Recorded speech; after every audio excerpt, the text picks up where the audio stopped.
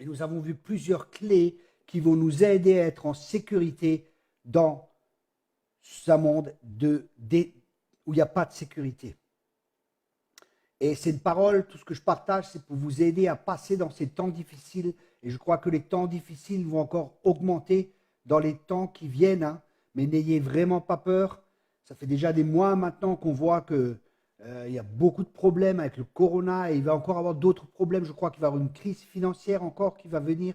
Je crois que de grosses difficultés vont venir. Mais je crois aussi que la gloire de Dieu va se manifester comme jamais sur cette terre. Parce que je crois également que Jésus revient bientôt. Je crois que nous allons encore, je crois personnellement que je vais vivre le retour du Seigneur. Hein. Je le crois sincèrement. Voilà, donc on voit qu'il y a beaucoup de questions. Est-ce que je suis en sécurité de la foule? Est-ce que je peux sortir sans porter mon masque? Est-ce que c'est bien d'ouvrir les écoles? Est-ce que mes enfants vont avoir des problèmes? À quoi ressemble nouveau la vie normale? Quelle va être la relation? Que va devenir notre économie? Qu'est-ce qui se passe dans nos pays? Les problèmes, les difficultés, tout ce qui est là, les peurs. Combien de commerces feront faillite? Est-ce que je vais retourner à mon travail? Est-ce que je vais retrouver un travail? Est-ce que je risque de perdre mon travail? Est-ce qu'il y aura de nouveau une nouvelle vague de Covid? Qu'est-ce qui va se passer? Et ainsi de suite, et ainsi de suite. Ça, c'est énormément de choses, de questions que nous pouvons avoir. Énormément de questions que nous pouvons avoir.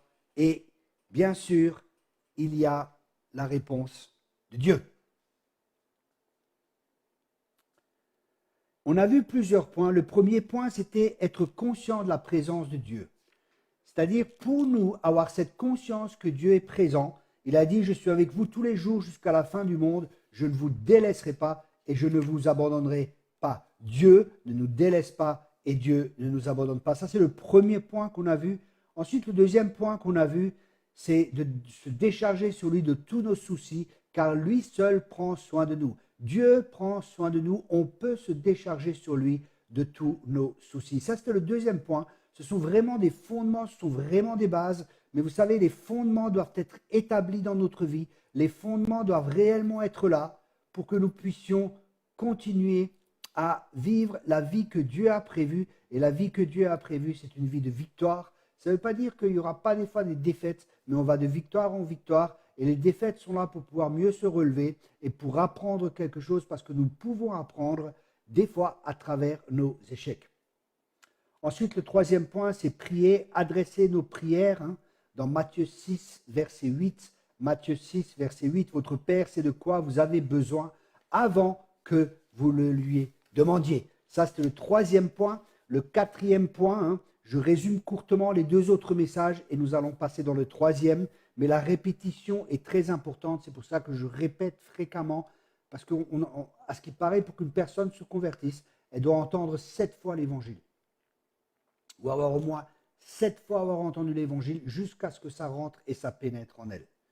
Continuez de mettre le Seigneur à la première place dans votre vie. C'est le quatrième point. Continuez à mettre le Seigneur à la première place dans notre vie. Le cinquième point, c'était continuer à faire confiance au Seigneur. Et le sixième point, c'était vivre avec espérance. L'espérance, c'est une attente de choses positives. Et le Dieu de paix, c'est le Dieu de l'espérance, pardon. Dieu est le Dieu de l'espérance. C'est-à-dire que Dieu a de l'espoir pour nous. Dieu, il sait ce qui va se passer. Il a prévu des choses merveilleuses pour nous. Et des fois, nous sommes là dans des problèmes, dans des difficultés. Et nous disons, mais qu'est-ce qui se passe? Parce que des fois, nous n'avons pas la perspective de Dieu. Et la perspective de Dieu, c'est qu'on soit changé et transformé à l'image de son Fils bien-aimé. C'est pour ça que des fois, il y a des épreuves et des difficultés. Et Dieu utilise cela. Il utilise les épreuves et les difficultés pour révéler des fois des faiblesses qu'il y a encore en nous ou des choses qui sont en nous que Dieu veut mettre à la lumière pour que nous puissions, en accord avec lui, être changés et transformés par sa grâce. Mais ce n'est pas ces choses. L'apôtre Paul disait affligé de toutes parts, mais pourtant, il n'était pas vaincu. Et pareil, ça c'est un processus. L'homme extérieur dépérit, mais l'homme intérieur se renouvelle chaque jour. Rappelons-nous que Christ est intéressé, que Dieu est intéressé à ce que Christ gagne de plus en plus de place dans notre vie. Nous devons vraiment avoir cette perspective de l'éternité. Je le répète, c'est vraiment ce que nous devons avoir, c'est la perspective de l'éternité. La perspective de l'éternité, c'est-à-dire, par exemple, les chrétiens qui sont persécutés en Chine, pour eux, c'est un honneur. Parce que la Bible a dit, quand vous serez persécutés à cause de mon nom, l'esprit de gloire reposera sur vous. Et je crois vraiment que des temps de persécution aussi vont venir. Je crois qu'il y aura un temps de réveil, un temps de réforme. Je crois que Dieu va agir puissamment. Mais je crois aussi que nous allons être persécutés. Et si Dieu nous prévient, c'est pour que nous puissions nous préparer. Dieu ne fait rien sans d'abord prévenir ses serviteurs, les prophètes. Et nous n'avons pas besoin d'avoir peur. Mais ce dont nous avons besoin, c'est de nous préparer, de préparer nos cœurs, de permettre au Seigneur de faire un travail profond dans notre vie pour nous préparer pour les temps qui viennent. Ça va être des temps glorieux. Et nous devons avoir vraiment cette pensée du ciel, chercher les choses d'en haut et pas chercher les choses de cette terre. C'est-à-dire qu'on vit de moins en moins par le vieil homme et on apprend de plus en plus à marcher en nouveauté de vie et à être conduit et à être dirigé par l'Esprit de Dieu. Et ça, c'est justement le 7e point que nous allons aborder ce soir. Le 7e point, c'est vivre dans la foi ou par la foi chaque jour. Vivre par la foi et cela chaque jour. Je vous encourage vraiment à Hébreux 10, verset 3. Hébreux 10, verset 3 nous dit « Retenons fermement la profession de notre espérance, car celui qui a fait la promesse est fidèle. » Ici, il dit « Retenons fermement la profession ». Une traduction allemande dit « Retenons fermement la confession de notre espérance, car celui qui a fait la promesse est fidèle. » Alors, je vous encourage, bien-aimés, à proclamer les promesses de Dieu, à proclamer la parole de Dieu, à proclamer les paroles réma que Dieu vous donne sur les circonstances et dans les circonstances dans lesquelles vous êtes. Si, par exemple, vous avez un problème financier, proclamez la parole de Dieu. L'Éternel est mon berger, je ne manquerai de rien. Et ne commencez pas à casser toutes ces choses, à casser ou à proclamer des choses négatives, mais à prier, à chercher la pensée de Dieu et à proclamer la parole réma que Dieu vous donne dans la situation dans laquelle vous êtes, parce que nos paroles sont puissantes. Nos paroles ne reviennent pas sans avoir accompli ce pourquoi Dieu les a envoyées. Et si Dieu met des paroles dans notre cœur, si nous libérons ces paroles, les choses, les circonstances vont être changées. L'atmosphère sera changée par la parole de Dieu que nous prononçons. Et quand nous la prononçons, mettez la main devant votre bouche quand vous parlez, vous ressentez le souffle. Et le mot souffle, c'est aussi le rouar. Ça veut dire quand vous proclamez la parole de Dieu, l'Esprit de Dieu prend aussi ces paroles, l'Esprit de Dieu qui est en vous et libéré des fleuves d'eau vive coulent de votre sein, prennent ces paroles, changent l'atmosphère autour de vous et amènent la vérité du ciel dans votre réalité. Et la vérité, c'est la parole de Dieu. Et la parole de Dieu, c'est que j'ai été jeune et je suis devenu vieux et je n'ai jamais vu le juste ni sa postérité manquer de pain. Dieu était fidèle. Dieu est fidèle. S'il s'occupe des oiseaux, s'il s'occupe qu'il n'y a pas un seul cheveu qui tombe de notre tête sans que ce soit sa volonté, ne nous inquiétons pas, n'ayons aucune crainte, n'ayons aucune peur. Continuez tout simplement à être dans la foi. Alléluia. Et marchez par la foi. Et la foi, c'est une ferme assurance. La foi, c'est une ferme assurance des choses qu'on ne voit pas.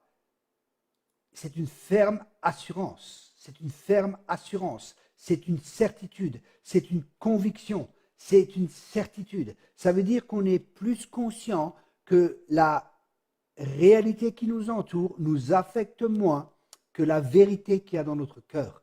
Josué et Caleb étaient des hommes de foi et ils étaient animés d'un autre esprit.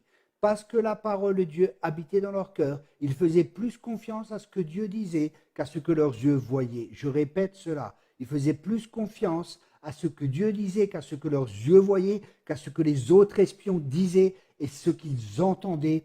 Ils faisaient plus confiance à Dieu et à sa parole. Et ça, c'est un processus pour nous d'apprendre à ne plus marcher comme l'homme naturel, à ne plus marcher par nos 5 sens, mais à apprendre à marcher par l'esprit. Apprendre à marcher par l'esprit, c'est pas marcher par nos 5 sens, c'est ce que nos 5 sens disent est contraire à la parole de Dieu. Dieu est celui qui pourvoit avec richesse et gloire aux besoins de ses enfants. croyez ces promesses, proclamez-les sur votre famille. Je me rappelle, j'avais un ami, il avait perdu son travail, il est venu me voir, il était vraiment, vraiment déstabilisé.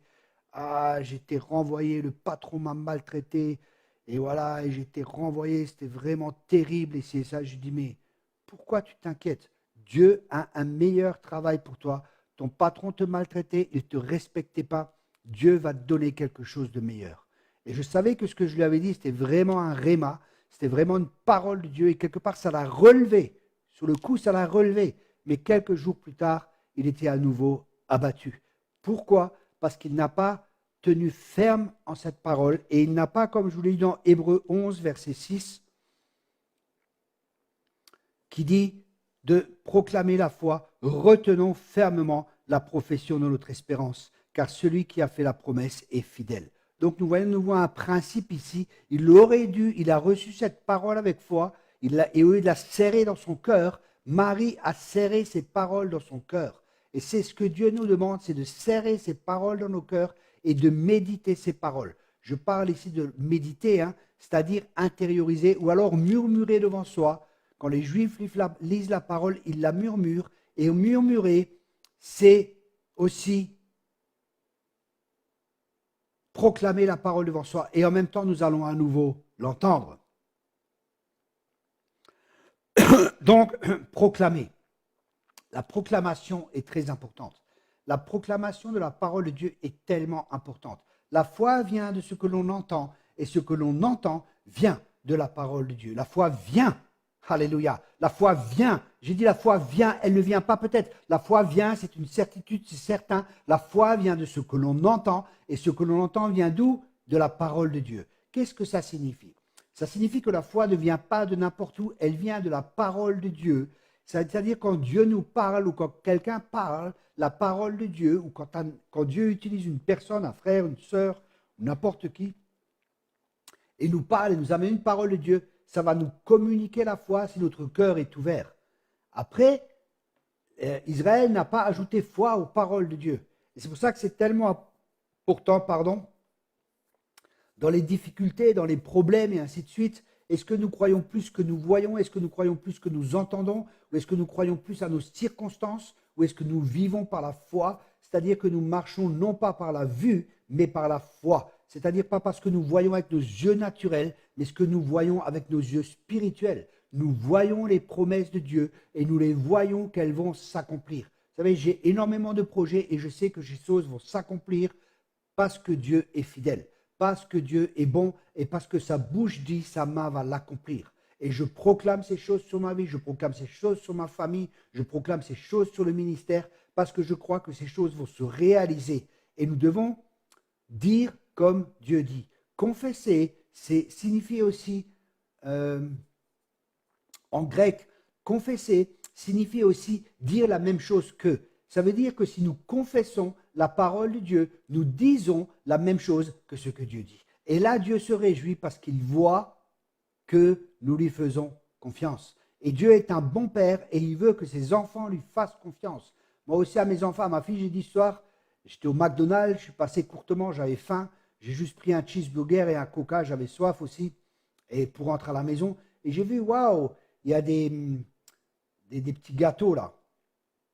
Les 6 petits gâteaux, vous savez, je ne sais plus comment ça s'appelle, le nom m'échappe. Bon, c'est pas grave, il y a 6 petits gâteaux et ma fille aime ça. Qu'est-ce que j'ai fait? Automatiquement, je pense à ma fille. Et Dieu, pareil, il pense à nous. Et qu'est-ce que j'ai fait? J'ai acheté ça et je dis à ma fille, quand je suis rentré, je dis, écoute, j'ai un cadeau pour toi. Ah oui, papa, c'est quoi, c'est quoi? Elle est venue vite en courant, elle était toute contente. Et je lui ai donné ça, elle a ouvert la boîte. Waouh, elle était contente, elle aime ça. Surtout les violets, là, vous savez, les petits... je ne sais plus comment ça s'appelle exactement. En tout cas, ma fille était très contente et elle n'a pas dit, oui, mais papa, tu as vraiment un cadeau pour moi? Est-ce que c'est vrai? Est-ce que c'est vraiment pour moi? Et quand elle a vu, est-ce que tu vas me le donner? Est-ce que tu vas le recevoir? Non, ma fille, elle était convaincue. Pourquoi? Parce qu'elle connaît son père.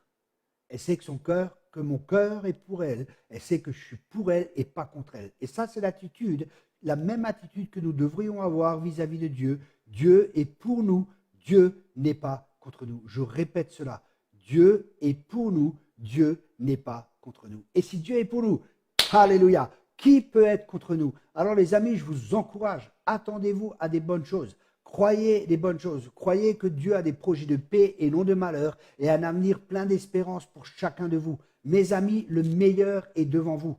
Croyez-le, même si c'est des temps difficiles, le meilleur est quand même devant nous parce qu'on va apprendre à se battre, on va apprendre spirituellement à combattre, on va apprendre à rester en Christ, on va apprendre à avoir la victoire de plus en plus parce que assailli de toutes parts, mais jamais vaincu, comme disait l'apôtre Paul. L'apôtre Paul, il est passé par beaucoup d'épreuves, il est passé par beaucoup de difficultés. Et des fois, je suis dégoûté de cet évangile, un faux évangile qui est prêché. Une fois que tu es chrétien, tout ira bien. Et après, les gens, quand ça va mal, ils quittent le Seigneur parce qu'ils ont eu un évangile qui était édulcoré. Ils ont entendu un faux évangile. La Bible, elle nous dit, quand on est chrétien, on souffrira. Et c'est pour une bonne cause qu'on va souffrir. Notre chair souffre, notre chair s'oppose aux choses de l'esprit. Et moi, comme vous, croyez-moi, j'ai une chair pareille que vous. Elle veut prendre le dessus. J'ai des combats, j'ai des renoncements comme chacun de vous. Ne croyez pas que l'onction fait toute chose. Justement, plus il y a d'onction, plus vous allez avoir des combats, parce que l'onction, elle est là pour détruire les œuvres du diable. Alléluia. Quelqu'un a dit, every new level is every new devil. Chaque nouveau niveau, nous sommes confrontés à une nouvelle autorité ou à de nouvelles puissances démoniaques. Mais dans toutes ces choses, nous sommes plus que vainqueurs. Alors les amis, n'abandonnez pas, soyez encourageux, n'importe la situation dans laquelle vous êtes, n'oubliez pas, Dieu est avec nous, on peut lui faire confiance et on proclame les paroles de Dieu qui sont là. David a parlé à Goliath, il ne s'est pas tué, il a parlé à Goliath, il a proclamé, le Dieu que je sers aujourd'hui va me donner la victoire. Il a proclamé la victoire. Mes amis, proclamez la victoire. Proclamez la victoire. Je le répète, proclamez la victoire. Proclamez la victoire dans votre circonstance. Proclamez la parole de Dieu. La Bible, elle est très claire. Je vais parler ce soir plus longtemps de l'importance de la proclamation de la parole. Je vous encourage vraiment à prendre le coffret de CD qu'on a sur la proclamation de la parole. J'ai tellement de révélations, mais je vais vous en partager un peu ce soir. Et je vous encourage vraiment à vous procurer cela et à l'écouter et à l'écouter et à le réécouter et à en faire un style de vie. Et c'est un processus d'apprendre à ne plus parler négativement et à proclamer les choses de Dieu qui sont oui et amen. Venez avec moi. Alléluia. Dans Jacques 3. Mais avant de lire la parole, j'aimerais me poser une question. Ma question est la suivante. Qu'est-ce qu'un homme mature? Qu'est-ce qu'une personne mature? Qu'est-ce qu'un chrétien mature? Qu'est-ce que c'est? Je répète la question. Qu'est-ce que c'est un chrétien mature? C'est une bonne question. Et je pense qu'il y a beaucoup de réponses à donner. Et je crois que c'est ça, merci, c'est des macarons. Et je crois que la réponse, nous allons la voir dans la parole de Dieu. Dans Jacques 3, verset 2, nous bronchons tous de plusieurs manières. Si quelqu'un ne bronche point en parole, c'est un homme parfait. Waouh, waouh, waouh, waouh. Capable de tenir tout son corps en bride. Et ce mot, c'est une personne qui arrive à maturité. Une personne, malgré les circonstances, malgré l'opposition, malgré les critiques, elle ne bronche pas en parole. Elle continuera à bénir, elle continuera à dire du bien, même quand elle est assaillie. Elle a un cœur qui est tellement changé, un cœur qui est tellement transformé que de l'abondance du cœur, la bouche parle. C'est pour ça que c'est tellement important que notre cœur soit changé, que notre cœur soit touché. À la nouvelle naissance, c'est ce qui s'est produit. Mais après, il y a un travail où Dieu guérit nos cœurs, il restaure nos cœurs. Il y a des choses de nos cœurs qui sont peut-être là que Dieu va ôter, il va amener une guérison, il va amener une restauration, un renouvellement de l'intelligence aussi, les pensées les plus profondes de notre cœur. Parce que l'homme est tel que sont les pensées de son cœur. Et de l'abondance du cœur, la bouche parle. C'est pour ça, écoutez les gens, écoutez parler les gens dans les situations de stress, dans les situations de difficulté, et vous allez connaître leur cœur, vous allez savoir ce qu'il y a au fond de leur cœur lorsque les difficultés, lorsque le stress est là. Quand tout va bien, alléluia, tout le monde chante, alléluia, gloire à Dieu.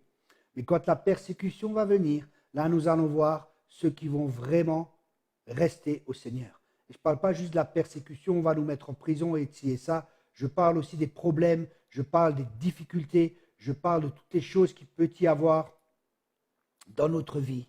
Et là, Dieu veut que nous continuons à proclamer, à ne pas broncher en parole. Et c'est ainsi que nous montrons et que nous démontrons la maturité. La maturité se voit aussi à notre manière de parler. C'est très important parce que de l'abondance du cœur, la bouche parle. Et Jésus est toujours intéressé à notre cœur. Et nous, pareil, nous devons connaître les gens selon leur cœur, selon l'esprit. Je vois des fois des gens, ils ont des fois des comportements qui sont des fois difficiles, mais ils ont des bons cœurs, mais leurs blessures sont encore là, et ainsi de suite. Et je regarde au cœur, je ne regarde pas à leur comportement, je regarde au cœur. Ça, c'est très important. Et c'est vraiment un processus pour nous d'apprendre à connaître les gens selon leur cœur. C'est pour ça que la Bible, elle dit, garde ton cœur plus que toute chose, garde ton cœur plus que toute chose, car de lui proviennent les sources de la vie. Ensuite, il est très intéressant, c'est vraiment des révélations que j'ai reçues, et je vous encourage encore une fois, excusez-moi, à vraiment vous procurer, je crois que c'est 5 messages, et écouter ces messages. Ça m'a vraiment fait tellement de bien en travaillant dessus. Ah, ça a changé ma vie. Ça m'a vraiment affecté profondément. Ah, écoute, je répète. Verset 3. Si nous mettons le mort dans la bouche des chevaux pour qu'ils nous obéissent, nous dirigeons aussi leur corps tout entier. Verset 4. Voici même les navires qui sont si grands et que poussent des vents impétueux sont dirigés par un très petit gouvernail au gré du pilote. De même, la langue est un petit membre et elle se vante de grandes choses. Jusqu'ici, et nous voyons deux points importants que j'aimerais partager avec vous ce soir. Ici, il est question premièrement d'un cheval qui a un mors dans la bouche. Et le deuxième exemple que Jacques prend, c'est un bateau avec un gouvernail. Et ma question est, à quoi sert le mors dans la bouche du cheval? Le mors dans la bouche du cheval sert à le diriger, sert à conduire le cheval à ce qu'il prenne une certaine direction. Donc, le mors va donner la direction au cheval. Le gouvernail, il en est exactement de même, c'est très petit et pourtant ça dirige et ça conduit tout le bateau. Et la Bible prend cela pour nous donner un exemple. La langue, elle est très petite. C'est une partie infime de notre corps et pourtant notre langue, a la capacité de diriger notre vie. Notre vie est dirigée et influencée par nos paroles. Ce que nous disons, la vie et la mort sont au pouvoir de la langue. Si vous ne me croyez pas, prenez un petit enfant et vous lui dites tu n'y arriveras pas, tu es incapable, tu n'es pas beau et ainsi de suite. Je vous garantis que s'il continue à croire, à entendre cela et à prêter foi à ces choses, que vous allez le détruire et que sa vie sera une vraie catastrophe si Dieu n'intervient pas dans sa vie. C'est pour ça le pouvoir de la vie et de la mort sont au pouvoir de la langue. La communication est tellement importante et nous devons vraiment apprendre à bien communiquer. Et vous allez apprendre tout cela dans ce coffret de CD. Communiquer de la bonne manière est tellement importante. Vous savez, des gens qui gagnent énormément d'argent, ce n'est pas forcément ceux qui travaillent avec leurs mains, mais ceux qui savent parler, ceux qui savent communiquer correctement. Et ça, c'est très important pour nous aussi. Nous avons le message le plus important, nous avons le meilleur message qui puisse exister. C'est que Dieu a envoyé son Fils unique afin que quiconque croit en lui ait la vie éternelle. Ça, c'est une partie du message. Mais en même temps, que celui qui ne croit pas en lui, la colère de Dieu reste sur lui. Et voyez de nouveau l'équilibre. On voit la bonté et la sévérité de Dieu. Et ça, c'est très important d'être des chrétiens équilibrés. Il y a la bonté et il y a la sévérité de Dieu. La bonté, c'est que Dieu a donné son Fils unique afin que quiconque croit en lui ait la vie éternelle. La sévérité de Dieu, c'est que la colère de Dieu reste sur les personnes si elles n'acceptent pas Christ en tant que Sauveur et en tant que Seigneur. Et ce message, il faut savoir l'amener avec un cœur rempli d'amour, rempli du Saint-Esprit, avec sagesse et savoir quoi dire. Certaines personnes ont besoin d'entendre la première partie du message et d'autres ont besoin d'entendre la deuxième partie du message. Il y a des gens qui sont convertis parce qu'ils ont entendu que Dieu n'était pas d'accord avec eux et qu'ils devaient vraiment se repentir. Et d'autres, ils ont juste entendu l'amour de Dieu et ils sont convertis. Donc, on ne peut pas faire de méthode et nous devons vraiment apprendre à être dirigés par l'Esprit. La Bible dit c'est le sage qui gagne des âmes. Et nous avons besoin de cette sagesse divine pour pouvoir gagner des âmes, mais que toutes nos paroles soient assaisonnées de sel et que nos motivations soient toujours l'amour. On ne va pas dire aux gens, si vous ne vous convertissez pas, vous allez en enfer. Vous allez en enfer si vous ne vous convertissez pas avec de la colère et de la haine. J'ai vu des prédicateurs comme ça, j'ai vu des gens dans la rue qui prêchaient l'évangile de cette manière et c'est terrible. Mais on peut dire aux gens, vous savez, si vous ne refusez pas le Christ, c'est terrible. Et ça me fait vraiment mal au cœur parce que la colère de Dieu reste sur vous et vous finirez l'éternité en enfer. C'est très sérieux et ce n'est pas un jeu. Et vous voyez, si vous dites ça avec amour, avec compassion, avec le cœur de Dieu, c'est très important. C'est pour ça que la communication est très importante. Et c'est pour ça que nous devons apprendre et nous ne pouvons pas nous-mêmes dompter notre langue. Nous devons la donner au Saint-Esprit et laisser l'Esprit de Dieu agir en nous. Mais nous voyons, et je le répète, le mort dans la bouche du cheval va le conduire et le diriger. Il en est de même pour le gouvernail qui est très petit et qui dirige tout le navire. Et Dieu, je pense que Dieu a utilisé ces exemples pour nous montrer que notre langue va nous diriger, que notre langue va nous conduire. Notre langue va nous conduire. Ou dans la bénédiction ou dans la malédiction. Par notre langue, nous bénissons ou par notre langue, nous maudissons. Et bien aimés, nous sommes appelés à bénir.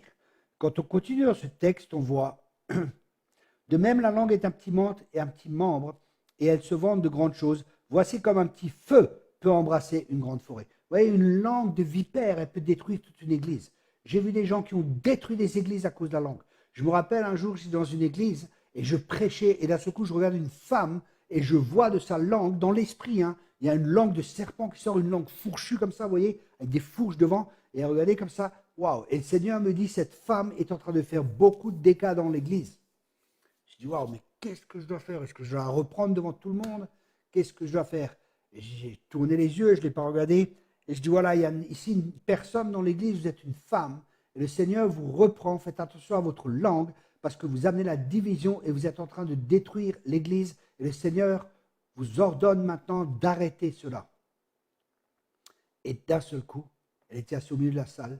Les gens qui étaient devant se retournent et la regardent. Je pense qu'une grosse partie de l'église était consciente que c'était elle. Et le problème, c'est qu'elle n'était pas consciente que c'était elle. Vous voyez? Et pourquoi? Quelques temps plus tard, j'ai discuté avec elle et tout, rien à faire. Pourquoi? Parce que l'orgueil. L'orgueil nous rend toujours aveugles. Et ce qui est terrible, tout le monde voit que les gens ont de l'orgueil. Tout le monde voit que ces gens ont de l'orgueil, mais eux-mêmes ne le voient pas. Parce que l'orgueil nous rend aveugles. La Bible dit que l'orgueilleux trébuche. Et pourquoi est-ce qu'il trébuche? Parce qu'il ne voit pas où il marche. Et parce qu'il ne voit pas où il marche, il va marcher contre un obstacle qu'il n'aura pas vu et ça le fera trébucher. L'orgueilleux croit qu'il voit alors qu'il ne voit pas. L'orgueilleux croit qu'il a raison alors qu'il a tort. Et l'orgueil est un fléau terrible. Terrible et terrible. Et je connais des gens comme ça qui sont vraiment aveuglés, qui manipulent, qui contrôlent, mais ils sont tellement orgueilleux, même quand on les reprend et qu'on leur dit non, non, le problème c'est jamais eux, les problèmes c'est toujours les autres, alors qu'ils ont des problèmes avec plein de personnes et ils n'en sont même pas conscients. Mais le problème c'est pas eux, le problème c'est toujours les autres. Et quand vous êtes en face de personnes comme ça, ne discutez pas, priez pour eux, bénissez-les et croyez que le Seigneur va agir ou peut-être même que le Seigneur n'agira pas, qu'il les laissera à leur folie et que souvent, comme je le dis, ils se prennent des portes fermées, ils se prennent des gamelles parce qu'ils n'ont pas écouté. Et le salut est dans le grand nombre de conseillers. C'est pour ça qu'il est tellement important d'écouter et d'avoir des personnes à qui nous permettons et à qui nous donnons des droits dans notre vie. Ensuite, nous voyons, la langue est placée parmi nos membres, suivant tout le corps et enflammant le cours de la vie. Vous voyez, enflammant le cours de la vie, ça veut dire que notre vie est dirigée, notre vie elle peut être enflammée d'un feu positif ou d'un feu de la géhenne. Et là, étant elle-même enflammée par la géhenne. Ensuite, il dit, toutes les espèces de bêtes et d'oiseaux, de reptiles et d'animaux marins sont domptés et ont été domptés par la nature humaine, mais la langue, aucun homme ne peut la dompter. Nous ne pouvons pas dompter la langue. C'est pour ça que nous avons besoin du Saint-Esprit. C'est pour ça que nous avons besoin de l'aide de Dieu pour nous aider justement à dompter cette langue qui cause tellement de dégâts parce que par la langue nous bénissons ou parce que par la langue nous maudissons. C'est un mal qu'on ne peut réprimer. Elle est pleine d'un venin mortel. Waouh, elle est pleine d'un venin mortel, vous vous rendez compte? Et là, il dit, par elle, nous bénissons le Seigneur notre Père, et par elle, nous bénissons les hommes faits à l'image de Dieu. De la même sorte, de la même bouche sortent la bénédiction et la malédiction. De la même bouche sortent la bénédiction et la malédiction. Il ne faut pas, mes frères, qu'il en soit ainsi.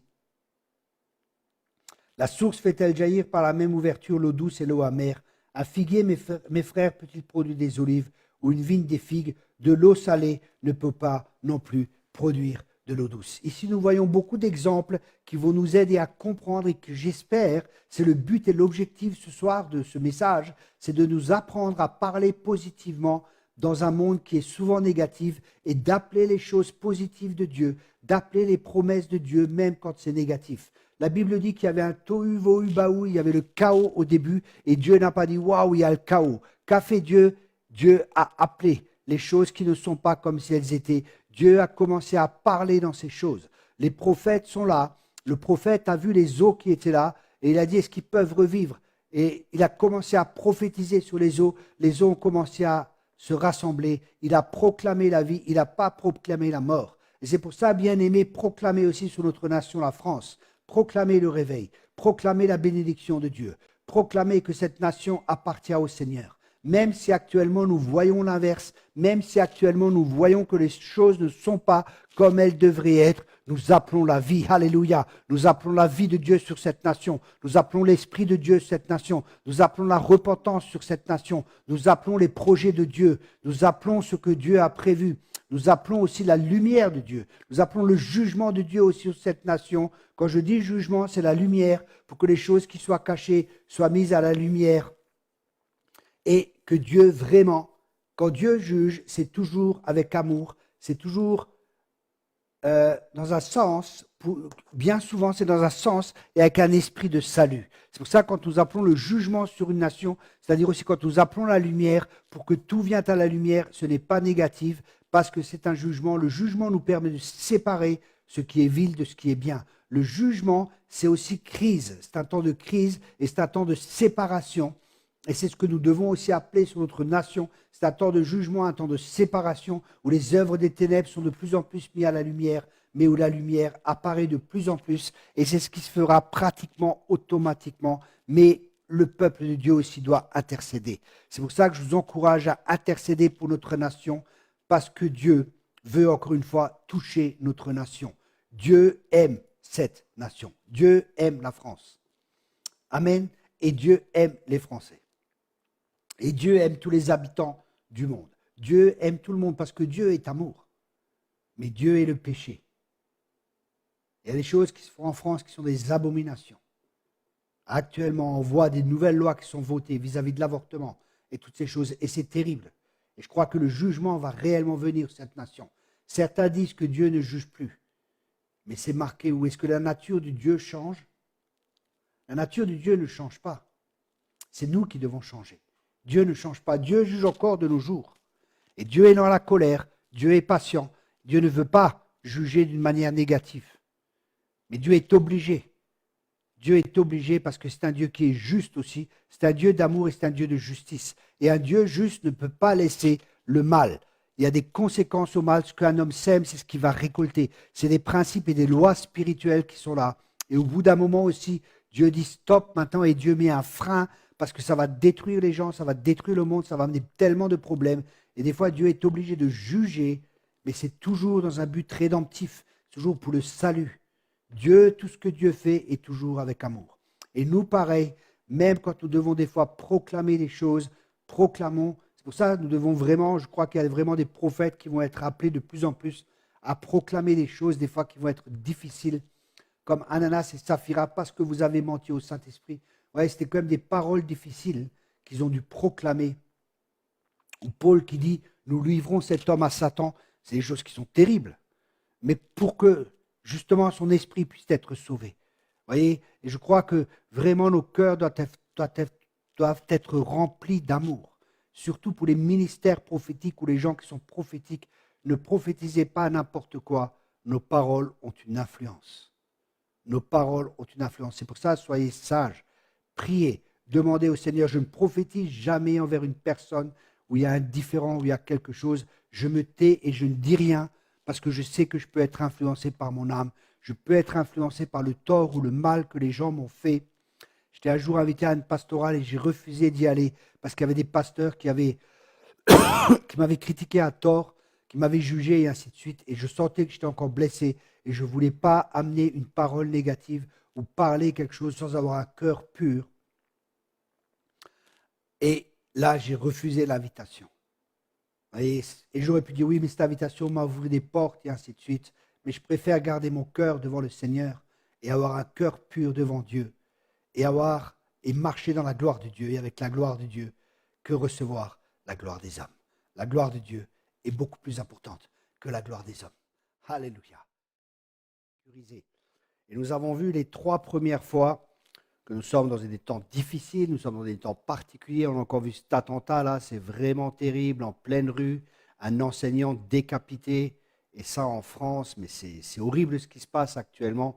Il y a beaucoup d'insécurité, il y a beaucoup de peur, les gens se posent beaucoup de questions, et nous avons naturellement la réponse en tant que chrétiens, parce que Dieu est en contrôle et Dieu est avec nous. Mais nous pouvons facilement être affectés par cette peur. Et j'ai partagé plusieurs points que je vais survoler avec vous maintenant et rajouter ce soir 1 ou 2 points qui vont réellement nous aider à être plus que bénis et à tenir dans ces temps difficiles. Je mets juste un peu mon téléphone. Voilà. Alors le premier point, c'était rester conscient de la présence de Dieu. C'était rester conscient de la présence de Dieu. Dans Matthieu 28, verset 20, le Seigneur nous dit « Je suis avec vous tous les jours jusqu'à la fin du monde ». Le deuxième point, c'était se décharger sur lui de tous nos soucis. Et j'avais pris comme verset de référence 1 Pierre 5, verset 7. Déchargez-vous sur lui de tous vos soucis, car lui-même prend soin de vous. Donc, on peut vivre une vie sans soucis. Et il est bien dit tous les soucis. Ça ne veut pas dire juste quelques-uns, mais tous les soucis. Ensuite, on a vu qu'on peut adresser nos prières au Seigneur, ce qui est aussi une forme d'humilité, parce que par la prière, nous démontrons que nous avons besoin de Dieu. Et le plus important, c'est qu'on montre qu'on aime Dieu et on aime prendre du temps avec lui, parce que c'est ça la prière, être prendre du temps avec du Seigneur, avoir un échange, avoir un partage de cœur à cœur. Ça, c'est vraiment quelque chose de primordial. Ce n'est pas quelque chose qu'il faut faire, parce que des fois, dès qu'on parle de prière, il y a comme un voile qui vient ou comme un nuage qui vient, les gens se sentent mal. Ah, je ne prie pas assez, pas ceci, pas cela. Et il n'est pas question de performance, il est question de relation et il est question d'intimité. Ensuite, le 4e point que nous avons vu ensemble, c'était le 4e point que nous avons vu ensemble était vraiment un point important, c'était continuer de mettre le Seigneur à la première place. Matthieu 6, verset 33. Matthieu 6, verset 33. Cherchez premièrement le royaume de Dieu et sa justice, et le reste vous sera donné par-dessus. Nous ne vivons pas selon les mêmes valeurs que le monde, nous ne vivons pas selon les mêmes principes que le monde, nos principes sont différents, nous sommes des nouvelles créatures, Dieu est devenu notre Père, nous vivons d'une manière complètement différente que les gens de ce monde. Ensuite, nous avons vu le 5e point, c'est de continuer à faire confiance dans le Seigneur, et j'avais pris comme verset de référence le psaume 62 au verset 9. Psaume 62 au verset 9. En tout temps, peuple, faites confiance en lui, cela dans les bons et dans les mauvais jours. Et ensuite, il dit, répands ton cœur devant lui. Et là, on a vu que nous pouvons être honnêtes avec le Seigneur, lui amener nos craintes, nos difficultés, nos doutes et toutes ces choses. Dieu n'est pas choqué par ces choses.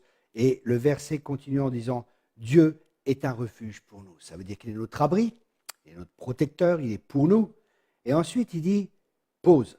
Ça veut dire que nous devons et nous pouvons nous arrêter et méditer sur ce verset pour que les vérités de la parole de Dieu viennent profondément dans notre cœur, pour que nous devenions un avec ces paroles et vous connaîtrez la vérité et la vérité vous rendra libre.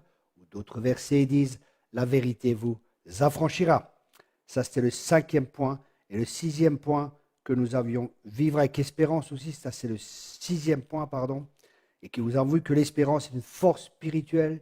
Le verset de référence, c'était Romains 15, verset 13, que le Dieu de l'espérance vous remplisse de toute joie et de toute paix dans la foi, pour que vous abondiez en espérance par la puissance du Saint-Esprit.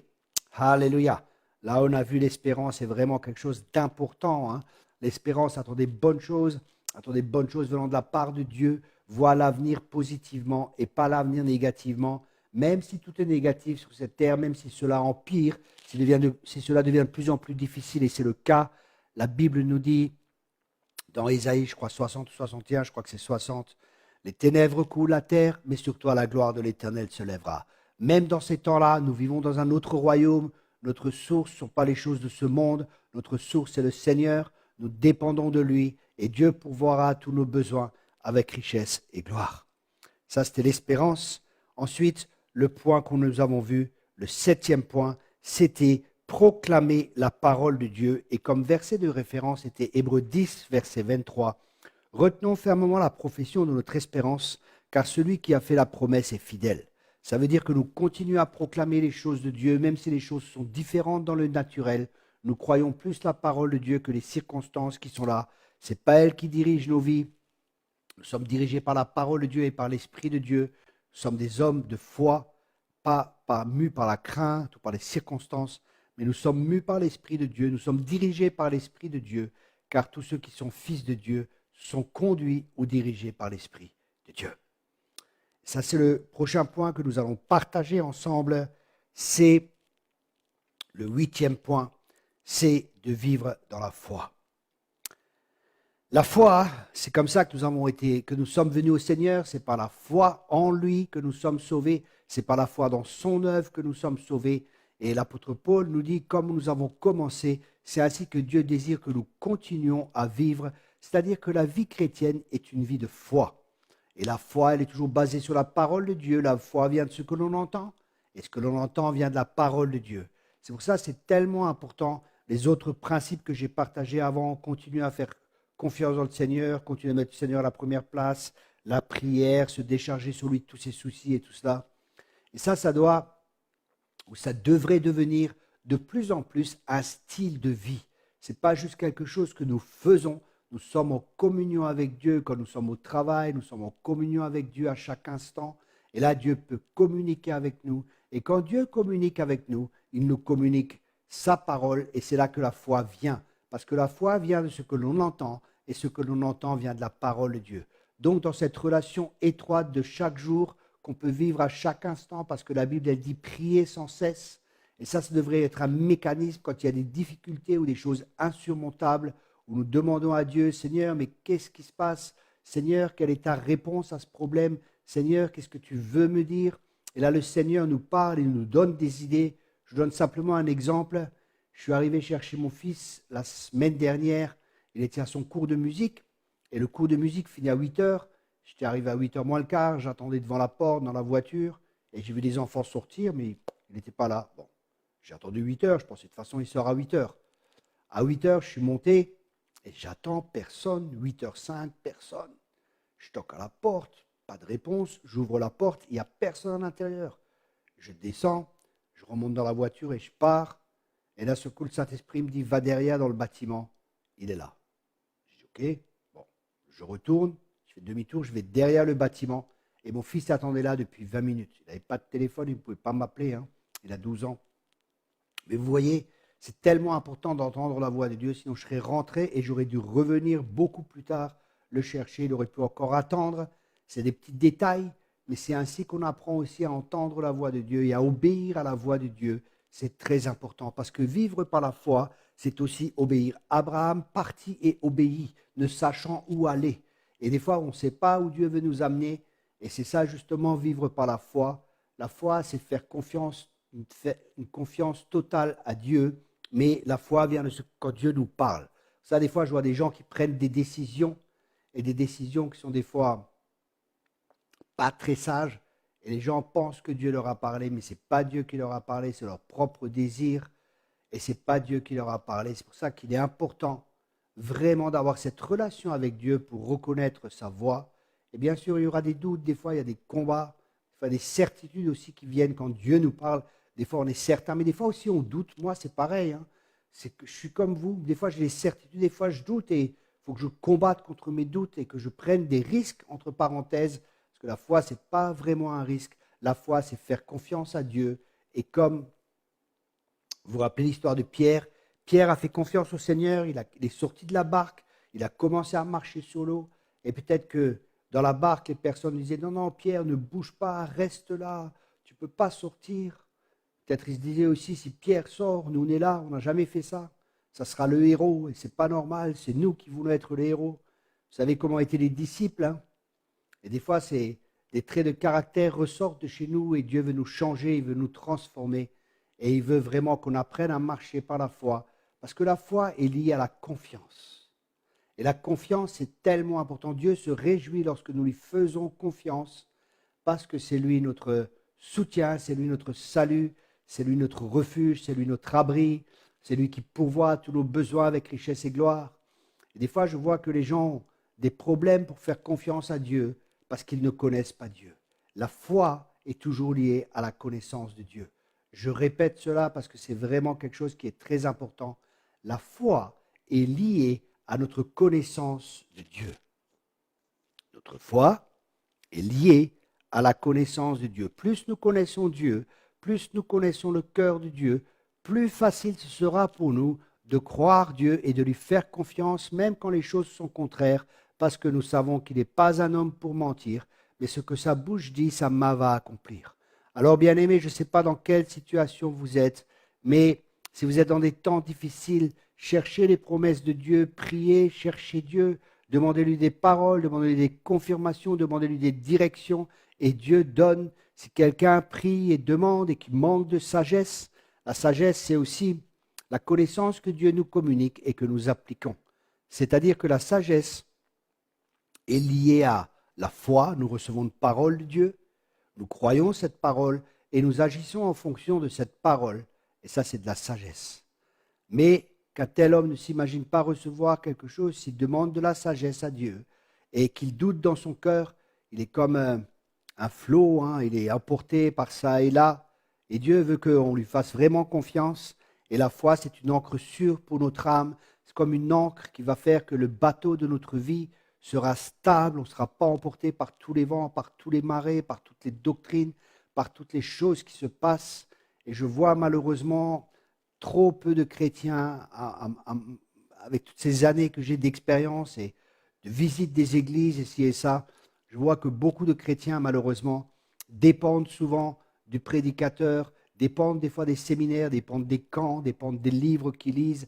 Et tout ça, ce n'est pas négatif, mais ça ne doit pas être le principal. Notre source doit être Dieu. Dieu est un Dieu jaloux et Dieu désire avoir le cœur de chacun de nous. Moi-même, je fais des séminaires et je fais des camps, mais je ne veux pas que les gens vivent de cela. C'est des fois pour remettre la machine en route, c'est des fois pour relever celui qui est fatigué, c'est pour fortifier, c'est pour donner aussi des paroles prophétiques dans nos camps, pour encourager les gens, pour confirmer des choses. On a vraiment des temps forts dans nos camps, des temps forts de louange, des temps forts avec la présence de Dieu pour bénir les gens. Et c'est quelque chose de positif, ce n'est pas négatif, mais ça ne doit pas être la source de notre vie.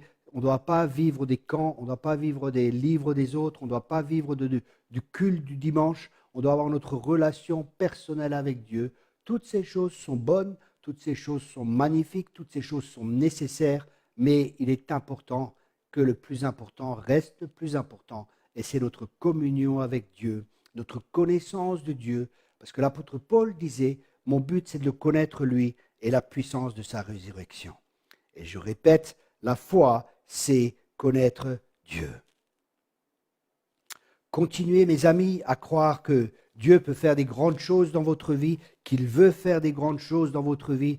Continuez de croire que Dieu peut faire des miracles dans votre vie. Le Dieu que je sers est un Dieu de miracles. Je peux vous partager tellement de miracles, que ce soit physique, de guérison que j'ai moi-même vécu, ou que Dieu m'a utilisé comme un canal pour pouvoir bénir les autres, des bénédictions financières, où j'ai été béni financièrement et où j'ai pu aussi bénir des personnes financièrement. Et ayez la foi, bien-aimés, pour croire à la manifestation des promesses de Dieu dans votre vie.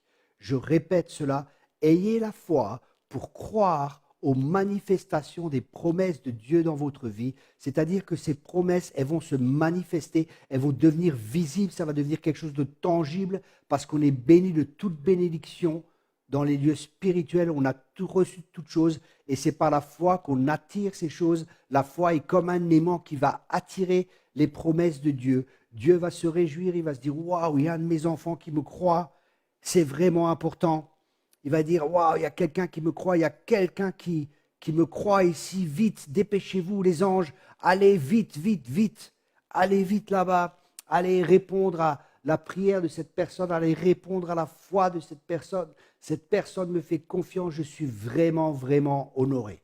Parce que la parole de Dieu dit, dans Hébreux 11 au verset 6, Hébreux 11 au verset 6, or, sans la foi, il est impossible de lui être agréable, car il faut que celui qui s'approche de Dieu croit que Dieu existe et qu'il est le rémunérateur de ceux qui le cherchent.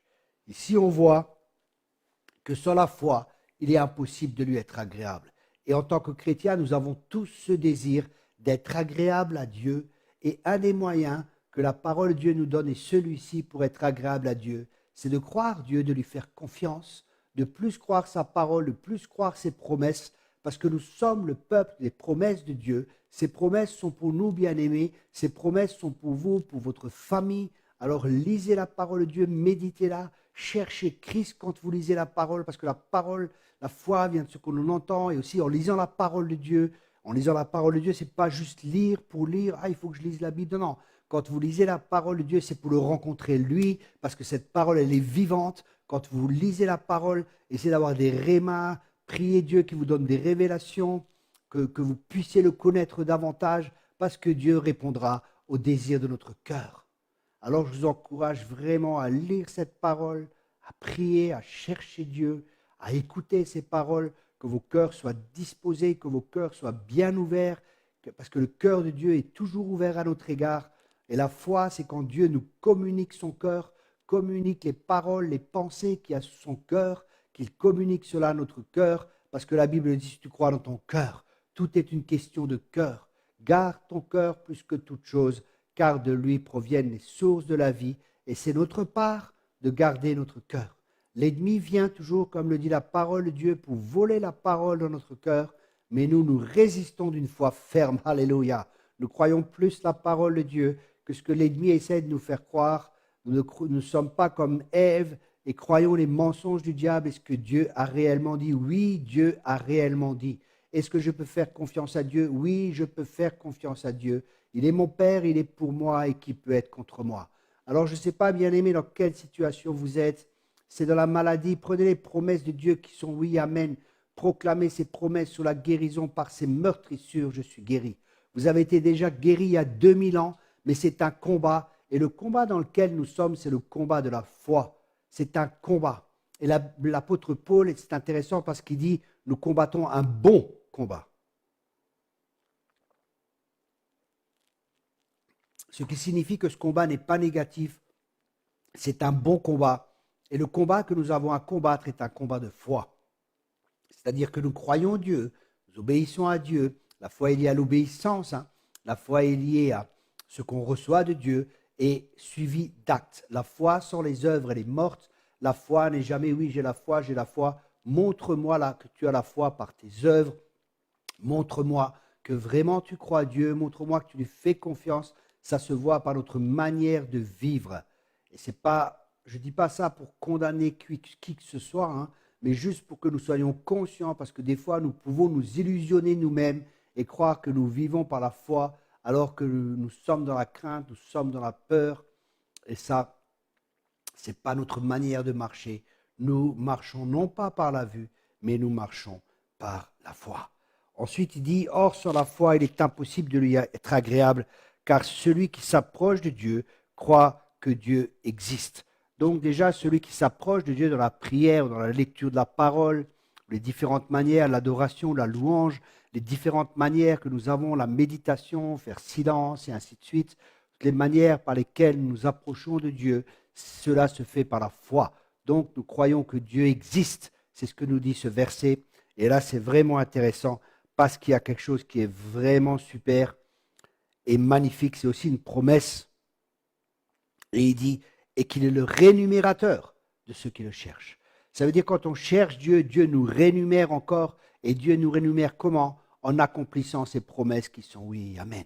C'est pour ça, bien-aimés, je vous encourage vraiment à chercher Dieu dans ces temps, à développer votre relation personnelle avec le Saint-Esprit, à développer votre relation avec le Père, à développer votre relation avec Jésus-Christ, à prendre du temps, à apprendre à les connaître, à connaître chaque personnalité de Dieu, à connaître le Père, à connaître le Saint-Esprit, à connaître Jésus et à marcher chaque jour avec Dieu. Parce que dans les temps dans lesquels qui viennent, il y aura des remous. Peut-être vous allez perdre votre travail. Je ne dis pas ça pour vous faire peur, hein, mais c'est possible. C'est possible qu'il y ait des difficultés. C'est possible qu'il y ait... On voit le corona, ça a même touché les chrétiens. Hein. Ça peut, vous savez, on n'est pas épargné. Des fois, ça peut nous arriver aussi. Le soleil se lève sur les bons et sur les mauvais. Hein. Moi, je me rappelle, ma dernière prédication, c'était à Colmar, juste avant le corona. En terminant, j'ai dit, écoutez, des temps difficiles, des temps sombres vont venir, mais le psaume 91 est tellement, tellement important. Je ne sais pas si les gens ont écouté, et je leur ai dit, je vous encourage à méditer, à lire ce psaume, à travailler dessus, à le méditer jour et nuit, à le lire, à méditer, à le lire plusieurs fois. Et des fois, ça peut durer des semaines. Je connais un ministère, pendant 6 mois, il n'a que étudié le psaume 91. Pendant 6 mois, il a étudié le psaume 91.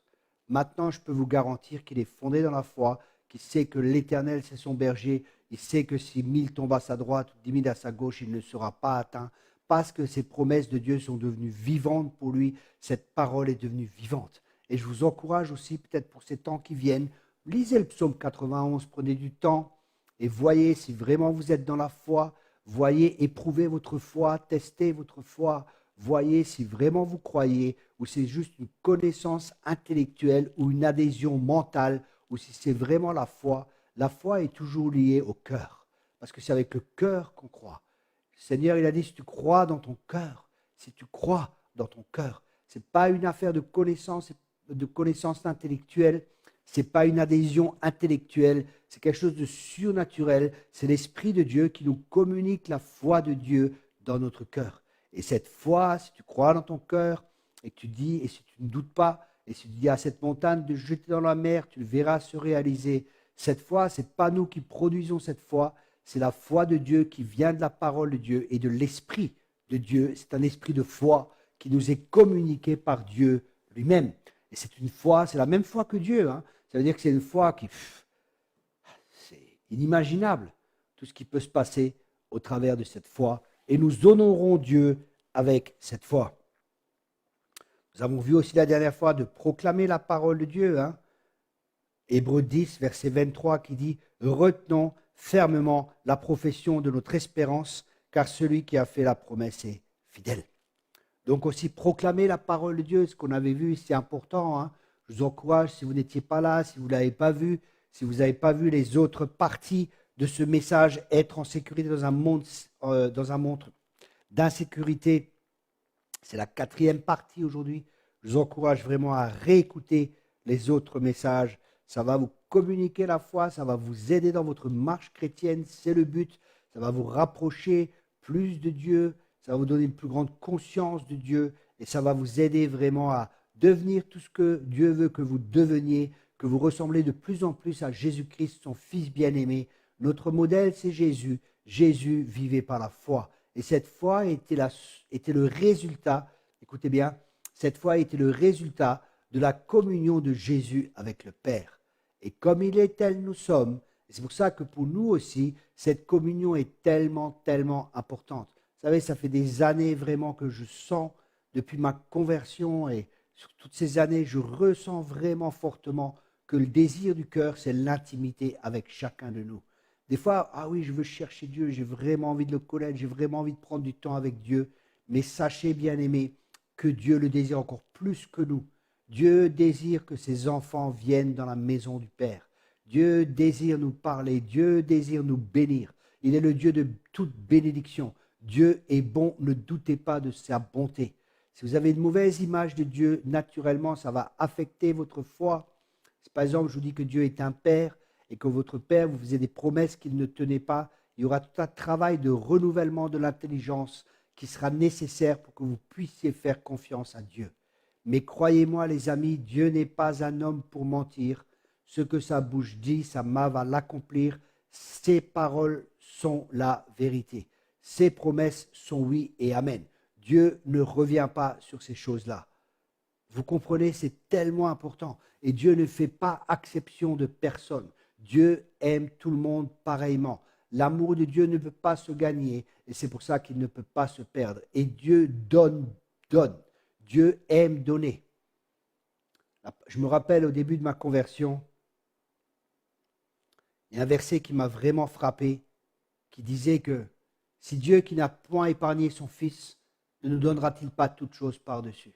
Et j'ai vraiment réfléchi, imaginez-vous, le Père donne son Fils ce qu'il a de meilleur. Est-ce qu'il ne va pas vous donner toutes les choses par-dessus? Ce que nous avons besoin pour accomplir l'appel de Dieu sur notre vie, ce que nous avons besoin pour pouvoir aux besoins de notre famille, tout ce que nous avons besoin, il est le Dieu qui pourvoit, il est Jéhovah Jireh, celui qui a déjà pourvu. Dieu pourvoit à tous nos besoins avec richesse et gloire. Ça fait plus de 20 ans maintenant que je marche par la foi, que je marche avec Dieu et je vis vraiment par la foi. Pas d'église qui me soutient, excepté quelques groupes. Nous avons en Allemagne, en Suisse et en France. D'ailleurs, ça commence à se rajouter. Il y a de plus en plus de personnes qui rejoignent le ministère. Là, il y a encore un jeune homme qui a 10 mois de conversion. Je ne sais pas combien d'âmes il a déjà gagné. Là, il ouvre une église de maison. S'il a vraiment un appel apostolique, ça sera vraiment un apôtre. Mais il a 10 mois de conversion. Il dit, mais c'est pas possible. Qu'est-ce qu'ils font les chrétiens? Il va dans la rue, il gagne des âmes, il a la foi, il a arrêté son travail, il est rentré à plein temps. Il y a des gens qui sont venus, qui commencent à le soutenir. Mais 10 mois de conversion. Et ça montre que Dieu est en train de faire les choses rapidement. Il m'a demandé, écoute Thierry, est-ce que je peux t'appeler? Est-ce que tu peux me soutenir? Est-ce que tu peux m'aider? Parce que je vois que toi, tu as de l'expérience que je n'ai pas encore. Et il est vraiment humble, il a un cœur disposé. Il me posait beaucoup de questions. Il cherche dans la parole, il cherche Dieu. C'est un homme de prière, c'est un homme de la parole. C'est un homme qui aime Dieu. Et je vois comment Dieu accélère les choses actuellement. Dieu est en train de lever beaucoup de jeunes. Il y a une armée de jeunes qui se lèvent. J'ai à peu près une 60aine de jeunes en Allemagne qui me suivent de manière régulière. C'est vraiment des gens que je forme en tant que disciples et je vois comment les jeunes grandissent très vite. Ils ne veulent pas la religiosité, ils ne veulent pas toutes ces choses, ils ne veulent pas les choses superficielles, ils veulent ce qui est vrai, ils veulent ce qui fonctionne et ils voient que la foi, c'est quelque chose qui marche. Et ces jeunes ont besoin de pères et de mères spirituelles. Alors je vous encourage vraiment, aidez-les, encouragez-les, entourez ces jeunes, corrigez-les aussi quand c'est nécessaire. Mais pour l'instant, je n'ai pas vraiment eu à corriger juste une jeune fille ou 2-3 personnes que vraiment j'ai dû amener de la correction. Mais sinon, ils ont des cœurs tellement disposés qui viennent, qui posent des questions. Et on n'a pas vraiment besoin de les corriger parce qu'ils sont obéissants vis-à-vis du Seigneur et ils font du mieux qu'ils peuvent de tout leur cœur. Et c'est vraiment encourageant. Je vois des jeunes qui ont, comme ce jeune, il a 10 mois de conversion, mais je peux vous garantir, je vois des chrétiens qui ont 10 ans de conversion et qui n'ont pas sa maturité et qui ne connaissent pas Dieu comme lui connaît. Il dit, Dieu m'a parlé, j'ai fait ci, Dieu m'a parlé. Et vous savez quoi? Et en plus, c'est vrai et ça fonctionne. Et c'est vraiment, j'étais moi-même étonné. Je me dis, mais il est encore jeune, il a 10 mois de conversion, il va à plein temps, est-ce qu'il n'y a pas d'erreur? Et je n'ai pas donné de conseils, je ne lui ai rien dit, parce qu'il faut que j'entende Dieu me parler. Dieu fait des choses différemment maintenant qu'il a peut-être fait il y a 10 ans, qu'il y a 20 ans. Il y a une accélération qu'il y a dans l'esprit parce que les temps sont courts. Jésus revient bientôt. Et si Dieu trouve des gens qui sont bien disposés dans leur cœur, les choses vont beaucoup, beaucoup plus vite. C'est pour ça que notre disposition de cœur est importante. Notre cœur, gardons notre cœur plus que toute chose, car c'est de lui que proviennent les sources de la vie. Et rappelez-vous pour le message de ce soir, si tu crois dans ton cœur, la foi est liée au cœur. Toutes les choses importantes dans notre vie sont liées à notre cœur. Je te remercie, Père, pour cette soirée. Je te remercie, Père, pour ce message. Et je te remercie, Père, pour tous ces bien-aimés. Et qu'un esprit de foi soit libéré, Seigneur. Que tu touches ces bien-aimés. Que tu touches toutes les personnes qui écoutent ce message. Que tu continues à travailler dans leur vie. Que tu donnes, Seigneur, que tu nous donnes une faim et une soif de ta présence. Que tu nous donnes faim et soif de te connaître. Seigneur, que nous soyons des hommes comme l'apôtre Paul qui disait que mon but, c'est de te connaître toi et la puissance de la résurrection. Seigneur, nous voulons te connaître toi et voir la puissance, la manifestation de ta gloire pour que toi, tu puisses être glorifié. Seigneur, nous croyons que tu es bon et nous voulons vraiment te faire confiance dans tous les domaines de notre vie. Aide-nous, Seigneur. Aide-nous et montre-nous, Seigneur, ou peut-être il y a encore des doutes dans notre cœur. Aide-nous à travailler ces choses. Viens avec ta parole, révèle-nous ta parole, qu'il y ait un esprit de révélation, que les forteresses, les raisonnements, que tout ce qui est encore en nous qui s'oppose à ta connaissance ce soir soit abattu dans le nom de Jésus. Et qu'un esprit de révélation soit libéré. Que tu continues, Père, je prie vraiment, Père, que tu continues à travailler les cœurs ce soir. Que tu continues à travailler mon cœur et le cœur de tous les bien-aimés qui écoutent ce soir et de ceux qui vont écouter, afin que de plus en plus, nous puissions te glorifier et que tu prépares ton armée et que tu prépares aussi ton épouse, une bien-aimée sans tache et sans ride. Merci, Père. Merci, Père, pour ces temps de sanctification. Merci, Père, pour ces temps de purification. Merci, Père, aussi que tu éprouves notre foi par le feu. Merci, Père, de nous purifier, de nous sanctifier et de nous transformer à l'image de ton Fils bien-aimé. À toi soit toute la gloire. Au nom puissant de Jésus-Christ. Amen et Amen.